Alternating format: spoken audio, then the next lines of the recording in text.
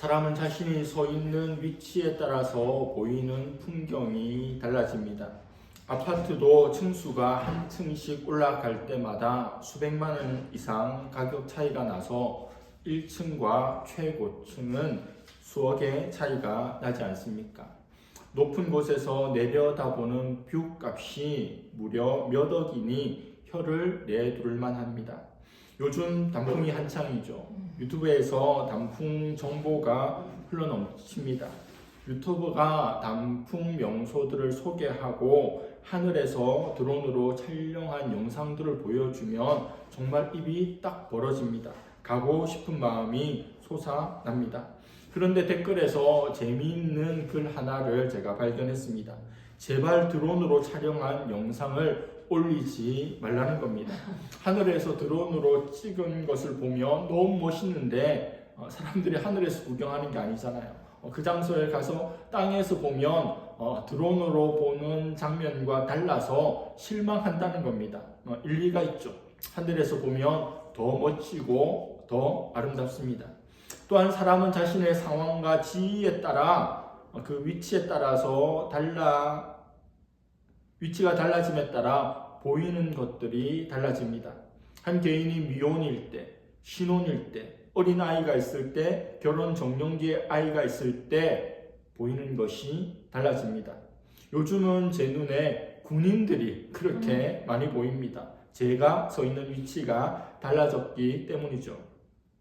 직장에서는 대리, 과장, 서울 자가에 사는 대기업 부장 때, 그리고 상무 때, 대표이사 때 보이는 것이 달라집니다.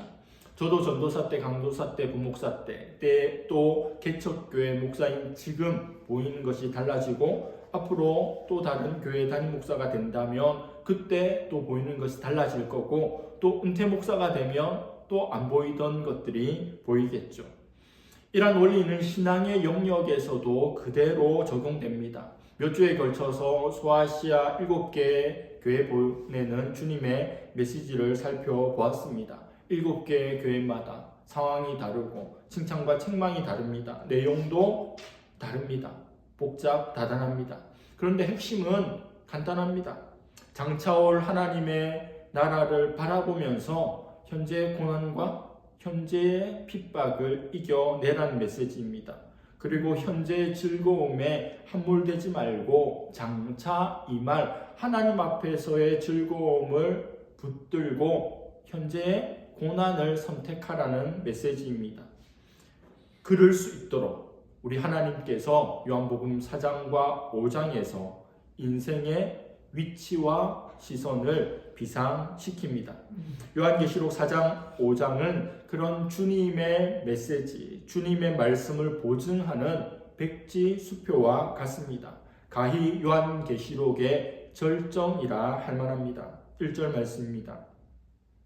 이 일 후에 내가 보니 하늘에 열린 문이 있는데 내가 들은 바 처음에 내게 말하던 나팔 소리 같은 그 음성이 이르되 이리로 올라오라. 이후에 마땅히 일어날 일들을 내가 내게 보이리라 하시더라. 요한은 환상을 통해 하늘에 열려있는 문을 봅니다. 그리고 이제까지 들었던 나팔 소리 같은 음성이 들려옵니다. 이리로 올라오라는 음성입니다. 하늘로의 초대입니다. 초대의 목적은 앞으로 어떤 일이 일어날 것인지, 지금 하나님께서 어떻게 계시는지를 보여주기 위함입니다. 아무리 현실이 힘들고 어려워도 이 땅에 살아가는 것이 벅차도 예수님의 음성이면 견뎌낼 수 있습니다. 초현실의 경험은 현실의 경험을 뛰어넘는 힘이 있습니다. 창세기에서 야곱은 베델에서 하늘 문이 열리고 천사가 사다리에서 오르락 내리락 하는 환상을 보았습니다. 포로민으로 끌려갔던 제사장이자 선지자인 에스겔은 그발 강가에서 하늘이 열리는 것을 목격하였습니다. 예수님께서 이 땅에 오셔서 사역 초기 요단강에서 세례를 받을 때 하늘의 문이 열리고 성령이 비둘기같이 예수님에게 임했습니다. 사도 요한이 극심한 고통 가운데 그야말로 절망할 수밖에 없던 그때에 하나님은 그를 불러 하늘 보좌를 보여주십니다. 유대인들은 하늘을 3층으로 이해했습니다. 첫째 하늘에는 우리가 보는 하늘, 구름이 있는 하늘입니다. 둘째 하늘에는 창문이 있다고 생각했습니다. 그리고 그 위에 셋째 하늘이 있는데 거기가 바로 하나님과 천사들이 있는 하늘입니다. 그래서 둘째 하늘이 문이 열려야 비로소 3층 하늘, 3층 천을 볼 수가 있습니다. 예수님을 만난 사도 바울이 신비한 영적인 경험을 하죠. 바로 3층 천의 경험을 하게 됩니다. 이 경험이 얼마나 흥분되고 놀라운 경험인지 자기가 몸 안에 있었는지 몸 밖에 있었는지 모르겠다고 고백했습니다. 오늘 요한이 경험하는 게 그거죠. 그 몸이 아니라 성령에 이끌려 성령의 감동으로 하늘로 올라가 천상의 장면들을 요한이 목격하게 됩니다. 하나님께서는 밤모섬에 있는 이 땅에 발을 디디고 있는 요한에게 하늘을 보여주시는 천상의 예배를 보여주시는 목적이 뭘까요? 첫 번째는 기록해서 증인이 되라는 겁니다. 지금 자신이 보고 자신이 듣는 것들을 기록해야 이후의 사람들 보게 되니 그 일에 증인이 되고 기록하기 위해서 보여주는 겁니다. 또한 끝을 보여줌으로 지금을 견디라는 겁니다. 끝을 알면 문제가 더 이상 문제가 아니죠. 이번 주에 수능 시험이 있습니다. 저도 고등학교 때 수능 시험을 쳤고 또 매달 수능 모의고사를 쳤어요. 수능 시험에도 많이 틀렸지만 모의고사 때도 많이 틀렸습니다. 틀리고 나면 채점을 하고 답안지를 주는데 그걸 금세 봐요. 시험은 하루 종일이지만 틀린 거 답지로 보는 거는 금방입니다. 그런데 답지를 보고 해설지를 보면 모르는 게 하나도 없어요. 설명을 들으니까 다 알겠어. 다 알게 됩니다. 누구라도 답을 보면 설명을 보면 다 알게 돼요. 그걸 모르면 엄청 틀리지만 알고 보면 다 알아요. 요한이 경험하는 환상이 미리 건네받은 답입니다. 미래입니다. 이렇게 될 거라는 걸 보는 거죠. 결론이 정해져 있으니 오늘의 현실이 어떻든지 간에 그 결론을 향해 갈 것이기에 그렇게 힘들지 않고 견딜 수 있는 힘을 낼 수 있다는 거예요. 2절 이후에부터 이제 요한이 본 것을 소개합니다. 2절에 보니 하늘에 보좌가 펼쳐져요. 의자가 있습니다. 보좌는 왕자입니다. 왕이 앉는 자리죠. 당시에 땅에 보좌가 있었습니다. 경복궁에도 왕이 앉는 의자가 있죠. 바로 로마 황제가 앉는 보좌예요. 로마 제국의 황제가 그 제국을 다스리면서 앉아있는 자리입니다. 보좌에 앉아서 모든 것을 판단하고 가르치고 다스리고 통치합니다. 로마 황제는 스스로 자신을 신격화했어요. 그리고 자기를 신이라 부르고 경배하도록 했습니다. 로마 제국의 사람들은 그 로마 황제의 보좌가 가장 높은 보좌라고 생각했어요. 그래서 로마 황제를 신이라 부릅니다. 그를 신으로 숭배합니다. 그래서 현실에서 이익을 챙기고 목숨을 부지하게 됐어요. 그것을 하지 않는 그리스도인들은 손해를 보고 목이 날아나게 된 겁니다. 그야말로 사람인데 신이었어요. 이때 그리스도인들은 땅의 보좌, 로마 황제가 앉아있는 보좌가 아니라 그게 전부가 아니고 더 높은 보좌가 있다는 구체적인 확신과 증거가 필요했습니다. 요한이 보는 보좌는 땅의 보좌와 감히 비교할 수 없을 정도로 높고 위대한 보좌입니다. 이 세상은 사실 누가 왕이냐는 싸움이죠. 누가 잘났냐는 싸움이에요. 누가 보좌를 차지할 것인지 싸움입니다. 어떤 일에 의사결정을 하고 그것의 이익을 챙기고자 하는 싸움이에요. 왕이 쟁탈전이 끝도 없이 벌어집니다. 수많은 나라들, 수많은 제국들, 수많은 지도자들이 그 한 자리를 차지하려고 물고 뜯고 죽이고 배신합니다. 인류의 역사가 끝날 때까지 계속되는 싸움이 이 땅의 보좌 싸움입니다.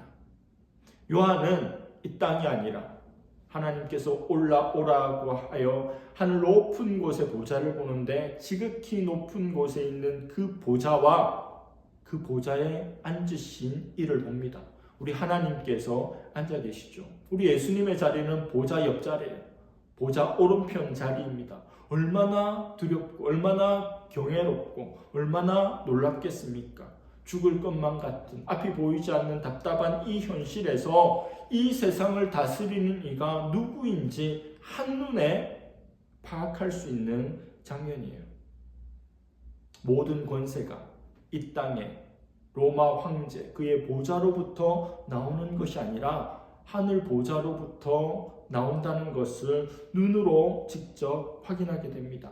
한순간에 모든 두려움은 사라지고 죽음을 넘었습니다. 하나님을 본 자는 두려움으로 죽음을 맞이하는 존재가 아니라 죽음을 경험한 자입니다. 죽음의 죽음을 경험했으니 뭐가 두렵고 뭐가 쫄리고 뭐가 힘들겠습니까? 이미 극복했는데 말이죠. 3절 이후의 말씀은 하나님의 아름다움을 묘사합니다. 여러 가지 보석이 나와요. 그리고 무지개가 나옵니다. 보좌를 둘러서 보좌를 중심에 두고 주위에 24개의 보좌가 있어요. 또 작은 의자들이 있습니다. 24장로들이 흰 옷을 입고 있어요. 금관을 쓰고 있습니다. 이 24장로들이 누군지에 대해서 학자들이 여러 가지의 견해가 있지만 보통 말은 이들이 예수님의 제자 12명, 신약, 구약의 12지파, 합해서 24. 이 수는 신약과 구약의 모든 성도들의 대표라고 그렇게 해석합니다. 하나님의 보좌가 있고 24장로들의 보좌, 모든 인생들을 대표하는 이들의 보좌가 둘러있어요. 5절에는 번개와 음성과 우레소리가 등장합니다. 이제 하나님의 현현이죠. 심판의 주님으로 나타나십니다.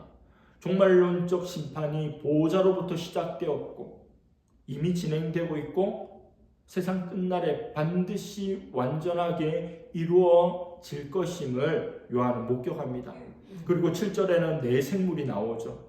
에스겔 선지자가 그발강가에서 하늘이 열리는 환상에서도 네 생물이 나왔어요. 이사야가 하나님 앞에 부름받을 때 본 환상에도 하나님을 모시는 스랍들, 천사들이 등장했죠. 이들이 모든 존재는 하나님을 섬기는 천사들입니다. 하나님의 치대 같은 성격을 가진 천사들로 하나님의 손과 발의 역할을 했던 존재입니다. 네 생물의 얼굴이 있어요. 사자, 소, 독수리, 사람의 모습입니다. 이것도 학자마다 여러 견해들이 있는데 가장 많은 견해는 사자는 동물의 왕,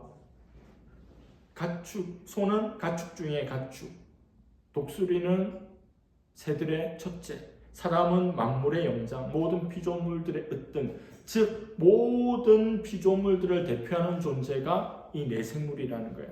24장로도 인류의 대표, 네 생물도 모든 피조물의 대표, 하나님 보좌가 있고 그 주위에 있는 모든 이들이 하나님을 향하는 대표격으로 있다는 거예요.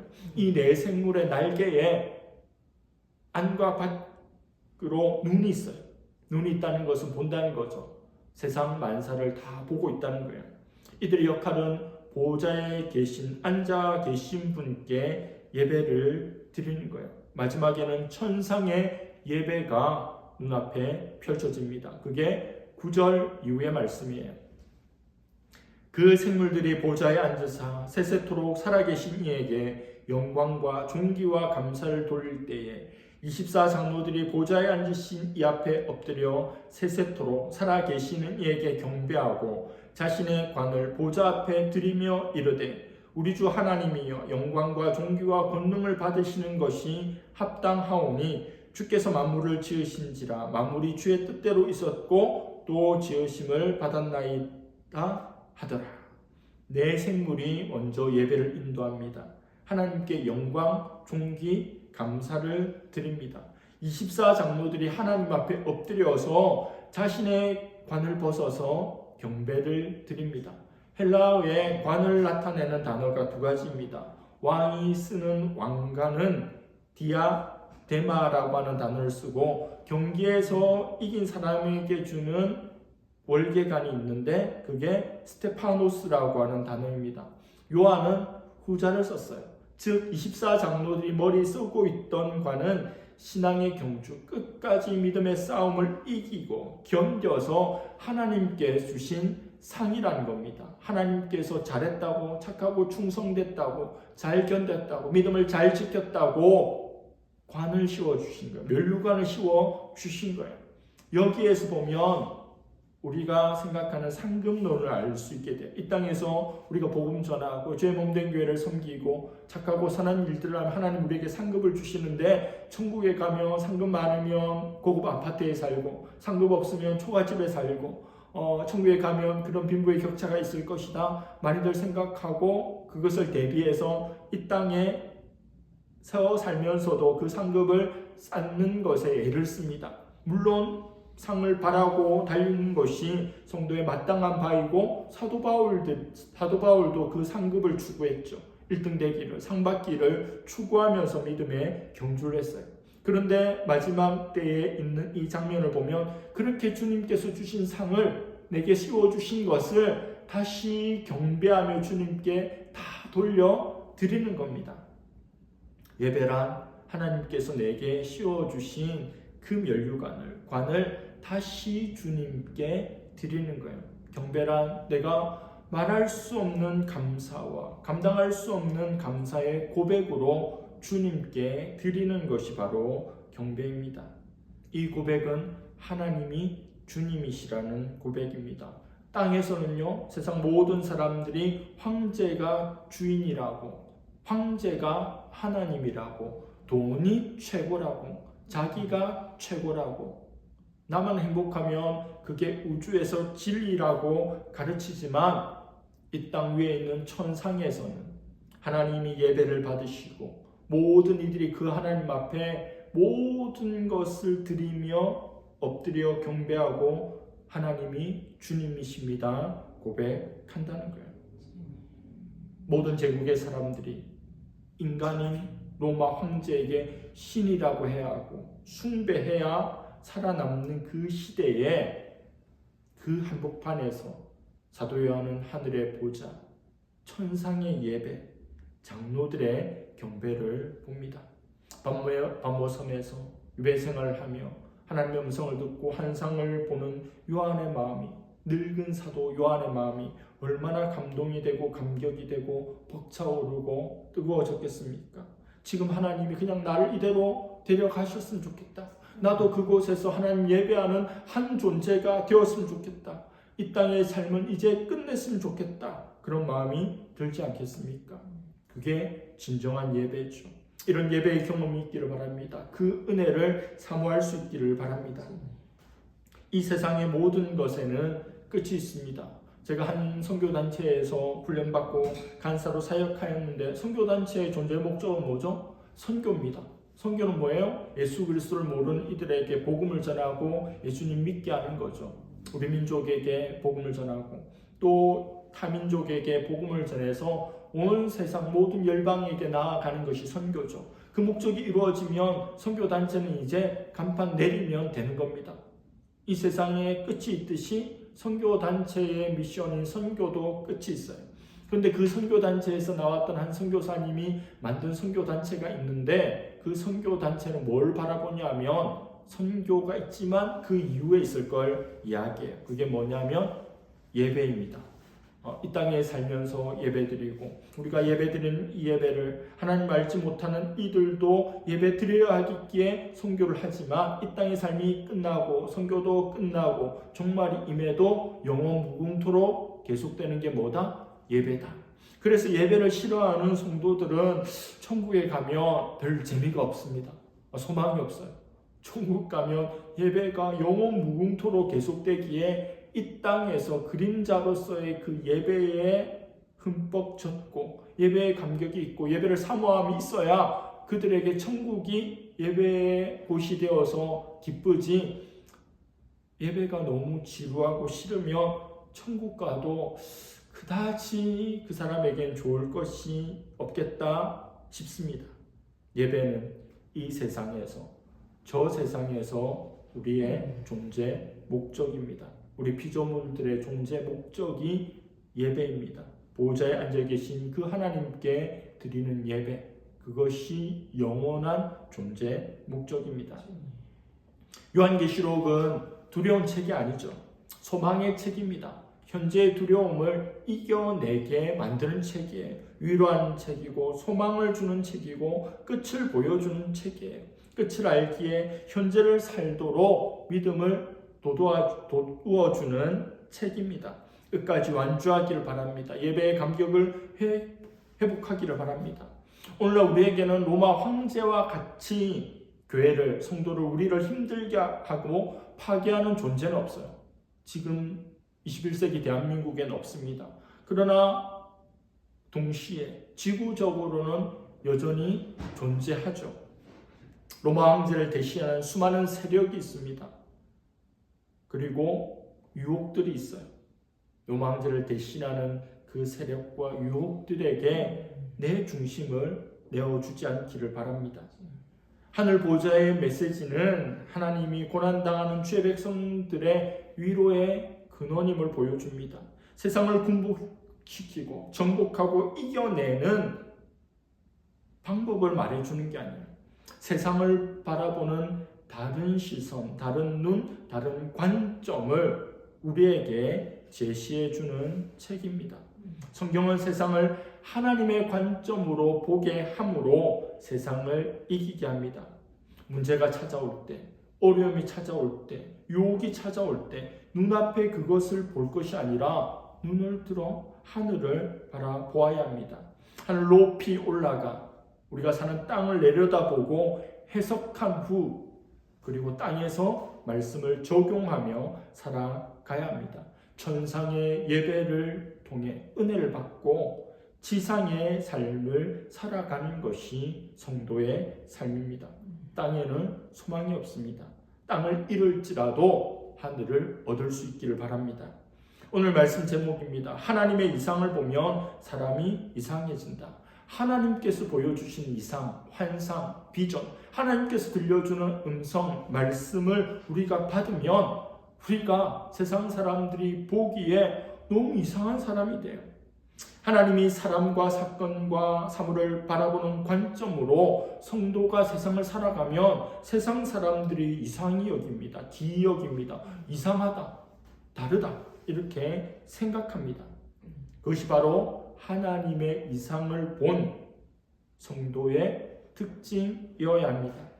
이상을 보고 하나님의 이상을 보고 이상해지는 이 땅에서 이상하게 살아가는 그들과 다르게 살아가는 참된 성도가 되기를 예수님의 이름으로 축복합니다. 기도하겠습니다. 하나님 아버지, 온갖 고난과 환난과 유혹이 가득한 그때에 하나님은 요한을 통해서 메시지를 주신 후 그를 불러 올리시어 하늘의 보좌를 보며 천상의 예배를 보며 모든 인생과 모든 피조물들이 대표들이 하나님을 예배하는 것을 오늘 말씀을 통해서 보았습니다. 현재 이 땅에 왕이 있으나 황제가 있으나 신이라 참칭하지만 하나님께서 온 우주의 주님께서 다스리고 계시고 권세가 그로부터 흘러넘치는 것을 보았습니다. 현재에도 과거에도 미래에도 주님이 하나님이신 것을 보았습니다. 하나님, 우리가 살아갈 인생 또 인류의 역사가 얼마만큼 언제까지 지속될지 알지 못하지만 하나님이 주인이시고 하나님이 권세자이시고 하나님이 왕이시고 하나님으로부터 모든 것이 해석되고 하나님 뜻대로 진행되는 것을 보았습니다. 하나님, 우리의 삶이 예배로부터 말씀으로부터 하나님으로부터 해석되게 하여 주시고 그 원리에 따라서 적용하며 일구어 나가는 삶이 되기를 원합니다. 힘들 때마다, 앞이 막막할 때마다, 어려울 때마다 땅에서 답을 찾는 존재가 아니라 언제나 하늘로 높이 올라가 하나님을 경험함으로 이 땅을 살아가는 이상을 봄으로 이상해지는 성도들 되게 하여 주시옵소서. 감사드리며 예수님의 이름으로 기도드립니다. 아멘.